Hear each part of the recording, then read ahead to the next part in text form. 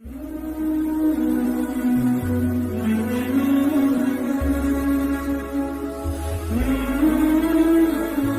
مالک بن دینار رحمت اللہ تعالی علیہ فرماتے ہیں میں حج کرنے گیا تو اس سال نا حج میں بڑا رش ہوا، لاکھوں لوگ آئے، تو میں نے عرض کی مولا سب کا قبول ہوا ہے کہ کوئی رہ بھی گیا ہے؟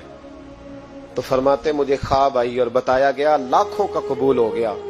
بڑا بے نیاز ہے اللہ، بڑا بے نیاز ہے، بڑا کریم ہے، چاہے تو گھر بیٹھے بیٹھے کہے ماں باپ کا چہرہ دیکھ میں تجھے حج کا ثواب دیکھ، ماں باپ کا چہرہ کا سب کا قبول ہوا، ایک ہے محمد بن ہارون بلخی اس کا نہیں قبول ہوا۔ فرماتے ہیں میں سویرے اٹھا تو میں ڈھونڈنے لگا کہ بلخ کے لوگ، خراسان کے لوگ کہاں ٹھہرے ہوئے، وہاں علیحدہ علیحدہ ہوتے ہیں نا، یہ پاکستانیوں کی بلڈنگیں، یہ انڈین ہیں، یہ فلان ملک کے، تو کہتے ہیں میں ڈھونڈتے ڈھونڈتے پہنچا تو میں نے بلخ کے لوگوں کو پا لیا۔ میں نے پوچھا تم میں محمد بن ہارون بلخی کون ہے؟ تو لوگ کہنے لگے وہ تو بڑا نیک آدمی ہے، بڑا پرہیزگار ہے۔ کہتے ہیں میں نے کہا مجھے خواب آئی ہے حج قبول نہیں ہوا، یہ تعریفیں کر رہے ہیں۔ میں نے کہا کس طرح کا نیک؟ تو لوگ کہنے لگے جی 24واں تو وہ حج کرنے آیا ہے، ساری رات نفل پڑھتا ہے، سارا دن روزہ رکھتا ہے، بہت مالدار تھا پر ہر چیز اللہ کی راہ میں خیرات کر دی۔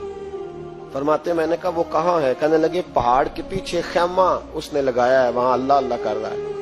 حضرت مالک بن دینار علیہ رحمہ فرماتے میں وہاں پہنچا، مصلی پہ بیٹھا تھا، سلام پھیری، میں نے السلام علیکم کے بعد کہا آپ محمد بن ہارون بلخی ہیں؟ کہنے لگا ہاں آپ مالک بن دینار ہیں۔ میں نے کہا کہ اس نے تو میرا نام بھی جان لیا بغیر بتائے۔ فرماتے ہیں میں نے کہا کہ ہاں میں مالک بن دینار ہوں۔ کہنے لگے کیسے آئے ہو؟ میں نے کہا بس ملنے آیا تھا۔ کہنے لگے نہیں جس کام آئے ہو وہ بتاؤ۔ میں نے کہا میں ملنے آیا ہوں، تو کہتے ہیں وہ رو پڑے، کہنے لگے نہیں آپ کو خواب آئی ہوگی کہ میرا حج قبول نہیں ہوا۔ کہتے ہیں میرے رونگٹے کھڑے ہو گئے کہ اسے اتنا بھی پتا ہے کہ میرا حج قبول نہیں ہوا۔ میں نے اس کو کہا کہ تجھے کیسے پتا کہ مجھے خواب آئی ہے؟ کہنے لگا مالک بن دینار مجھے 24 سال ہو گئے، میں اس بے نیاز کے گھر کا طواف کرتا ہوں، میں حجر اسود کے بوسے لیتا ہوں، میں مقام ابراہیم پہ نفل پڑھتا ہوں، میں صفا مروہ کی صحیح کرتا ہوں، پر 24 سال بیت گئے۔ جب میں طواف وداع کرنے کے قریب آتا ہوں تو کوئی نہ کوئی اللہ کا ولی آ کے کہتا ہے دوڑ جا تیرا کوئی نہیں قبول ہوا۔ 24 سال۔ مالک بن دینار فرماتے میں اس کے قریب بیٹھ گیا اور اس کے گھٹنے پہ ہاتھ رکھا، میں نے، بندہ بھی معذور تھا، اس کا ایک ہاتھ کٹا ہوا تھا، چہرے پہ عبادت کے نشانات نمایاں تھے، اور میں نے کہا یار پھر تیرا حج قبول کیوں نہیں ہوتا؟ تو کہنے لگا مت پوچھ تو مجھ سے نفرت کرے گا۔ میں نے کہا نہیں تو بتا۔ کہنے لگا نہ پوچھ۔ میں نے اصرار کیا تو کہنے لگا اس لیے نہیں قبول ہوتا کہ میں اپنی اماں کا نافرمان۔ ماں کا نافرمان کیا ہوا؟ تو کہنے لگے اللہ نے دولت دی، جائیدادیں، گھوڑے، زمینیں، میں عیاش ہو گیا، میں اللہ کے دیے ہوئے مال کو ناجائز جگہ خرچ کرنے لگا۔ ماں میری بوڑھی تھی، عبادت گزار تھی، مجھے سمجھاتی تھی۔ رمضان کا مہینہ، عصر کے بعد اماں تنور میں روٹیاں لگا رہی، میں گھر آیا شراب کے نشے میں، اماں روٹی دو۔ ماں کہنے لگی شرم کر، روزہ رکھا نہیں تو جنہوں نے رکھا ہے ان کا تو خیال کر۔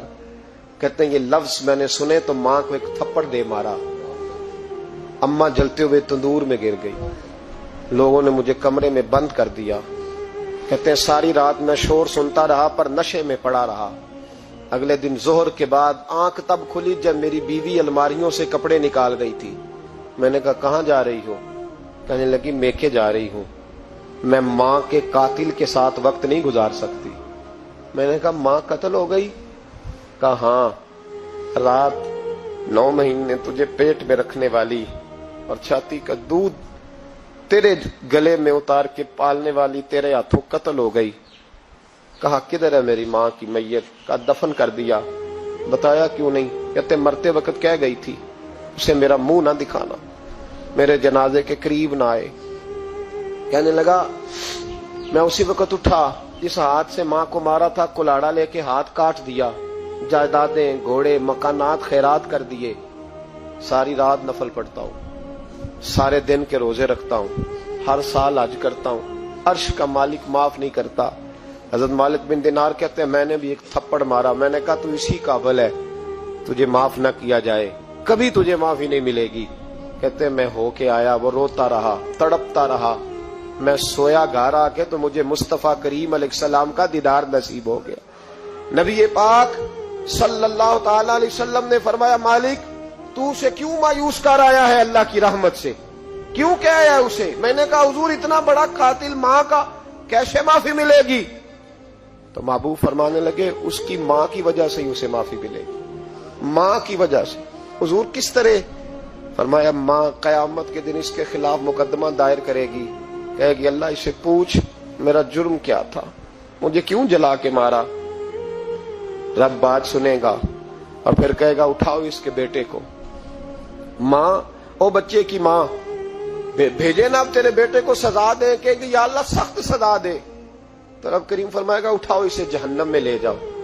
مصطفیٰ کریم فرمانے لگے جب زنجیریں ڈال کے فرشتے دوزخ کی طرف لے جا رہے ہوں گے نا تو پلٹ کے ماں کی طرف دیکھے گا، تھوڑا پھر آگے بڑھیں گے تو پھر دیکھے گا، پھر دوزخ کے قریب جائیں گے پھر دیکھے گا اور کہے گا اماں جی مجھے جلائیں گے، مجھے تکلیف ہوگی، زندگی میں جب درد ہوتا تھا تیرا نام میری زبان پہ آتا تھا، اماں مارنے لگے ہیں مجھے، جلائیں گے۔